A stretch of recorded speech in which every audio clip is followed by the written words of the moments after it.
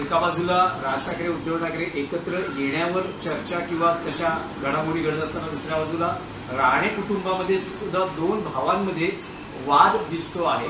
महायुतीतच नितेश राणे एक विधान करतात, त्यावर मला असं वाटतं निलेश राणे बघा, त्यावर प्रतिक्रिया देतात. मी काय ते निलेश राणे किंवा नितेश राणे यांच्याप्रमाणे तोल सोडून बोलणारा माणूस नाही.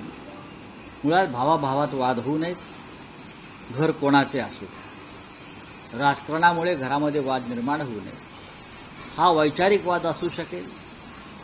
एक भाऊ एका पक्षाचे आमदार आहेत, दुसरे भाऊ दुसऱ्या पक्षाचे आमदार आहेत.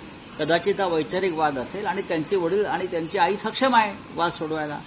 एकाच घरात राहतात, वेगळे राहत नाहीत ना. हा राजकीय वाद असेल, वैचारिक वाद असेल तर तो सहज सुटू शकतो. आणि असे वाद ही महाराष्ट्राची एक वैभवशाली परंपरा आहे. अशा प्रकारच्या वादातून महाराष्ट्र पुढे गेलेला आहे.